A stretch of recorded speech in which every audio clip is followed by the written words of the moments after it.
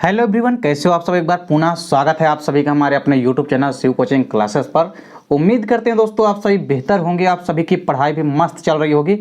आज की इस वीडियो में हम देखेंगे class 12th biology NCERT chapter 2 दोस्तों हमारा चल रहा है। इसमें देखिए जो आज का हमारा टॉपिक है उसमें हम आप लोगों को बताएंगे कि जो सीड यानी कि जो बीज होते हैं ये एक्चुअल में होते क्या हैं, इनका निर्माण कहाँ से होता है, बीजों के प्रकार कौन कौन से हैं और किस किस आधार पर बीजों का वर्गीकरण किया गया है, और साथ ही साथ हम आपको एक बीजपत्री व द्विबीजपत्री बीज के मध्य डिफरेंस यानी कि अंतर भी बताने वाले हैं। तो आइए सीधे वीडियो को स्टार्ट करते हैं। देखिए दोस्तों, यदि हम बात करते हैं बीज की या सीड की, तो देखिए सबसे पहले तो इसके हम निर्माण देख लेते हैं। जो बीज होता है एक्चुअल में इसका फॉर्मेशन कहाँ से होता है। तो देखिए यदि किसी भी बीजों के निर्माण की हम बात करते हैं तो देखिए जो बीज होते हैं ये एक्चुअल में परिपक्व जो है बीजांड होता है। कोई भी पर्टिकुलर यदि बीज है तो हम ये मान सकते हैं कि वह एक परिपक्व बीजांड होता है, क्योंकि देखिए जैसे ही निषेचन होता है उसके बाद दो संरचनाएं बनती है। जो हमारा अंडाशय होता है वो तो किस में बदल जाता है, फल में बदल जाता है, लेकिन जो हमारा बीजांड होता है वो किस में परिवर्तित हो जाता है, वो बीज में बदल जाता है। अर्थात हम ये कह सकते हैं कि जो बीज होते हैं यह एक परिपक्व बीजांड होते हैं। देखिए जिससे भ्रूण, भोजन संग्राहक, बीजपत्र, भ्रूणपोष तथा सुरक्षात्मक बीज चोल पाया जाता है। यदि हम किसी पर्टिकुलर बात करते हैं बीज की, तो बीज के अंदर देखिए भ्रूण पाया जाता है, एम्ब्रियो मौजूद होता है बीज के अंदर ही। तभी तो जब हम किसी भी बीज को जमीन पर गाड़ते हैं तो उससे एक नए पौधे का विकास होता है। मतलब किसी भी बीज के अंदर भ्रूण मौजूद होते हैं। पोषक संग्राहक बीज पत्र मौजूद होता है। ऐसा बीज पत्र जैसे कि आप लोगों ने देखा होगा, जैसे ही बीज जर्मिनेट होता है उससे दो बीज पत्र बनते हैं। अब हम ये नहीं कह सकते कि दो ही बीज पत्र बनेंगे, बट उसमें से बीज पत्र निकलते हैं। तो जैसे ही हम किसी भी बीज को गाड़ते हैं जमीन पर, उससे जब बीज क्या होता है, जर्मिनेट हो जाता है यानी अंकुरित हो जाता है, उसके बाद फिर बीज पत्र भी बीज से निकलते हैं। तो बीज के अंदर भ्रूण भी उपस्थित है और भोजन संग्राहक बीज पत्र भी उपस्थित है, यानी बीज पत्रों जो निकलेंगे उनको पोषक देने के लिए अंदर पदार्थ भी मौजूद है।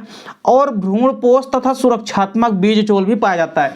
और बीजों के चारों ओर आपने देखा होगा कि बीज चोल यानी बाह्य आवरण भी पाया जाता है, और बीज के अंदर भ्रूणपोष भी पाया जाता है जो कि पोषण देने का कार्य करता है। देखिए बेसिकली यदि हम बात करते हैं तो निषेचन के पश्चात क्या होता है, बीजांड में क्रमिक परिवर्तनों के फलस्वरूप क्या बनता है, बीज बनता है। निषेचन के पश्चात जो होता है बीजांड में कई सारी क्रमिक परिवर्तन होते हैं जिसके परिणाम स्वरूप क्या बनता है, बीज बनता है। देखिए किसी भी निषेचित अंड कोशिका या जाइगोट से भ्रूण बनता है। कोई भी जो निषेचित अंड होते हैं, जो अंड कोशिका आपने देखी होगी एक सेल, जब आप भ्रूण कोश की संरचना पढ़ते हैं तो उसमें आपको दिखाई देता है कि जो एक कोशिका होती है बेसिकली उसको हम एग सेल कहते हैं, यानी कि अंड कोशिका कहते हैं, जो कि निषेचन की क्रिया में भाग लेती है। तो देखिए पर्टिकुलर कोई भी निषेचित अंड कोशिका है या जाइगोट से भ्रूण बनता है, या हम ये कह सकते हैं जाइगोट आगे चल के क्या बन जाता है, भ्रूण का निर्माण करता है। अब देखिए यहां पे आपको देखना है कि जो भ्रूण कोश होते हैं, जो भ्रूणपोष होते हैं यानी एंडोस्पर्म जो होते हैं, भ्रूणपोष बेसिकली नाभिक या द्वितीय नाभिक विकसित होकर के भ्रूणपोष बनाता है। देखिए भ्रूणपोष के अंदर जो नाभिक होता है या द्वितीय नाभिक जो है विकसित होकर के ये क्या बनाते हैं, भ्रूणपोष बनाते हैं। ये चीज भी आपको ध्यान में रखनी है। इसके बाद देखिए बीजांड के दोनों अध्यावरणों से बीज कवच या बीज चोल बनता है। देखिए जो बीजांड का अध्यावरण होते हैं, बीजांड की संरचना जब आप पढ़ते हो तो उसमें आपको दो अध्यावरण देखने को मिलते हैं, एक तो बाह्य अध्यावरण और एक आंतरिक अध्यावरण। तो अध्यावरण क्या करते हैं, बीजांड के दोनों जो अध्यावरण होते हैं ये बीज का कवच बनाते हैं, यानी जो बीज चोल होता है उसका निर्माण करते हैं। अब इसके बाद देखिए जो बीजांड होते हैं, यहाँ पे आपने देखा कि जो बीजांड होते हैं उसके अंदर के जो अध्यावरण हैं वो तो किसका निर्माण कर दिए, कवच या बीज चोल का निर्माण करते हैं। देखिए यदि हम बीज की बात करते हैं तो बीज बेसिकली सभी एंजियोस्पर्म पौधों में, यानी जो भी आवृत्तबीजी पादप होते हैं उनमें पाया जाने वाला महत्वपूर्ण भाग होता है। यानी पर्टिकुलर हम ये भी कह सकते हैं कि जो एंजियोस्पर्म यानी कि आवृत्तबीजी पादप होते हैं उन्हीं में बीज पाए जाते हैं। अब बेसिकली आवृत्तबीजी के अलावा जो अनावृत्तबीजी होते हैं उनमें भी बीज पाए जाते हैं। बस अंतर क्या हो जाता है कि बीज के चारों ओर कवरिंग जो है वो नहीं होती है। जो अनावृत्तबीजी पादप होते हैं उनमें बीज बीज तो होते हैं, लेकिन बीज के चारों ओर कोई भी आवरण नहीं पाया जाता है, क्योंकि अंडाशय तो होता नहीं है, जिस कारण से बेसिकली जो बीज होते हैं उनके चारों ओर कोई भी कवरिंग या आवरण नहीं होता है। देखिए, जिससे उसकी अगली पीढ़ी के पौधे का विकास होता है और बीज मनुष्य के भोजन का भी प्रमुख स्रोत है। आप लोगों ने देखा होगा जैसे बीज जो होते हैं बेसिकली ये भोजन के भी प्रमुख स्रोत होते हैं। इनको हम जर्मिनेट करके, अंकुरित करके भोजन के रूप में भी लेते हैं। अब यदि हम बात करते हैं किसी भी बीज के स्ट्रक्चर की यानी कि संरचना की, तो देखिए एक परिपक्व बीज जो होता है वो बेसिकली फलों के अंदर स्थित होता है और इनका विकास जो होता है वो कहाँ से होता है? बीजांड से होता है। मतलब किसी भी पर्टिकुलर बीजांड से बीज का निर्माण तो होता है। अब देखिए, बीजांड के जो अध्यावरण होते हैं यही विकसित होकर के बीज चोल बनाते हैं। इतनी सारी चीजें आपको याद रखनी है। पहली चीज आपको क्या याद रखनी है कि बीजांड ही परिवर्तित होकर के बीज का निर्माण करते हैं, मतलब बीजांड से बीज का निर्माण होता है।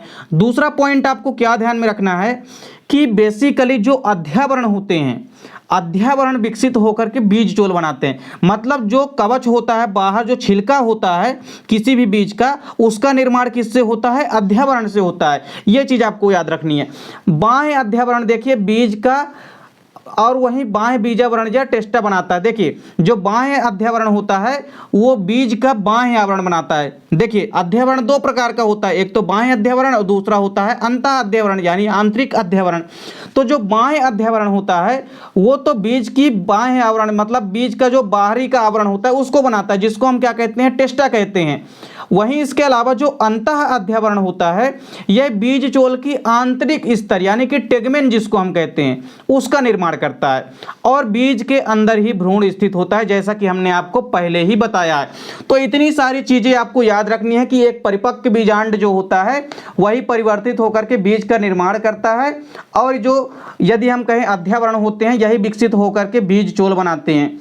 और इसके अलावा यह भी आपको पता होना चाहिए कि किसी भी पर्टिकुलर बीज के अंदर ही एम्ब्रियो यानी कि भ्रूण स्थित होते हैं। चलिए अब बीजों के प्रकारों की यदि बात करते हैं तो मुख्य रूप से बीज पत्रों की संख्या के आधार पर यानी कोटिलिडन्स के आधार पर जो बीज होते हैं ये दो प्रकार के होते हैं। एक तो होता है एक बीज पत्री बीज यानी कि मोनोकोटिलिडन्स सीड और दूसरा होता है डाइकोटिलिडन्स सीड। तो देखिए, जो एक बीज पत्री बीज होते हैं बेसिकली यदि हम एक बीज पत्री बीज की बात करते हैं तो इस प्रकार के बीजों में केवल एक ही बीज पत्र होता है। देखिए, बीज पत्र जब निकलेगा तो खाली एक ही बीज पत्र निकलेगा। ऐसे बीजों को हम क्या बोलते हैं? एक बीज पत्री बीज बोलते हैं। कई सारे इसके एग्जाम्पल हैं जैसे गेहूं, जौ, मक्का आदि, ये सभी के सभी एक बीज पत्री बीज के एग्जाम्पल हैं। अब देखिए, इसके अलावा जो द्विबीजपत्री बीज होते हैं इस प्रकार के बीजों में दो बीज पत्र होते हैं, यानी यहाँ पे दो कोटिलिडन्स का निर्माण होगा। जैसे चना, मटर, सरसों आदि, इन सब में क्या होगा? दो बीज पत्रों का निर्माण होगा, अर्थात ये कैसे पौधे हैं? द्विबीजपत्री बीज हैं। तो मुख्य रूप से यहाँ पे आपने देखा कि यदि हम बीज पत्रों की संख्या के आधार पर बात करते हैं तो बीज दो प्रकार के होते हैं, एक बीजपत्री बीज और द्विबीजपत्री बीज। लेकिन यदि हम किसी भी बीज में जो भ्रूणपोष उपस्थित होते हैं, यदि हम भ्रूणपोष की उपस्थिति एवं अनुपस्थिति के आधार पर बीजों को यदि हम डिवाइड करते हैं तो ये दो प्रकार के होते हैं। पहला होता है देखिए भ्रूणपोषी बीज यानी एंडोस्पर्मिक सीड। जैसा कि नाम से स्पष्ट है भ्रूणपोषी बीज, मतलब इनमें जो भ्रूणपोष है वो पाया जाता है, अर्थात जिन बीजों में भ्रूणपोष पाया जाता है उसको हम भ्रूणपोषी बीज कहते हैं। तथा बीज पत्र छोटा व पतला होता है। भ्रूणपोषी बीज में आपको ये याद रखना है कि जो बीज पत्र होते हैं, जो कोटिलिडन्स होते हैं वो छोटे होते हैं और कैसे होते हैं? पतले होते हैं। इसके एग्जाम्पल आप देख सकते हैं मक्का, धान आदि, ये सभी के सभी भ्रूणपोषी बीज के एग्जाम्पल हैं।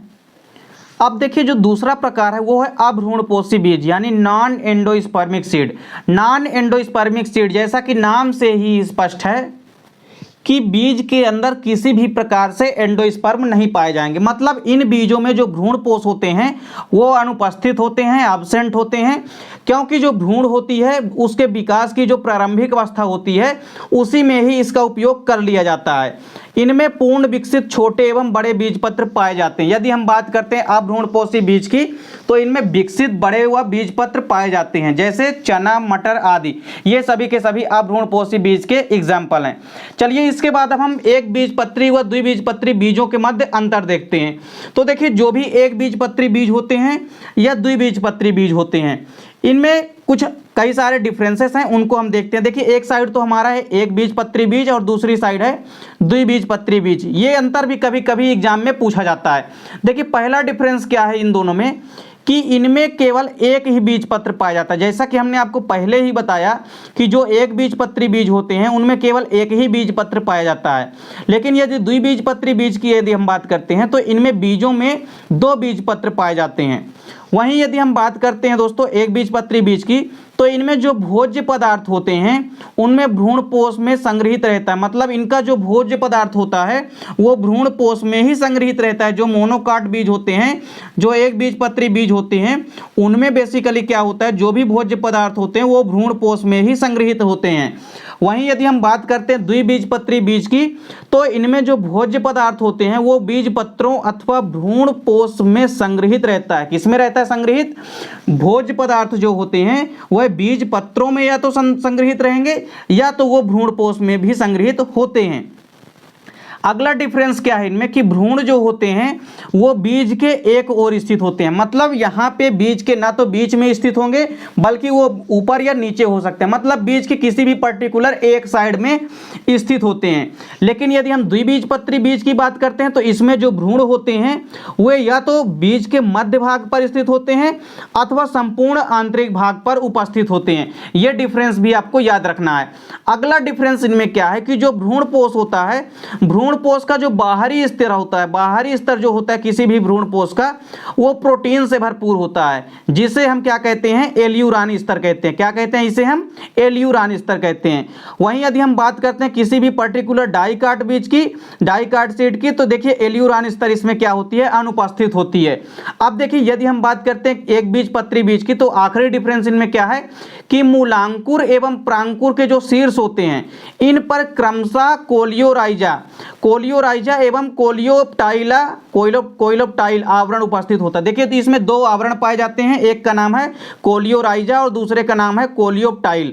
ये दोनों आवरण आपको शीर्ष सतह पर देखने को मिल जाएंगे, चाहे वो आपका रेडिकल हो चाहे आपका वो प्लूरल हो, मतलब प्रांकुर हो। तो मुख्य रूप से मूलांकुर हो या प्रांकुर हो, इनके शीर्ष पर आपको ये दोनों परत देखने को मिलेगी।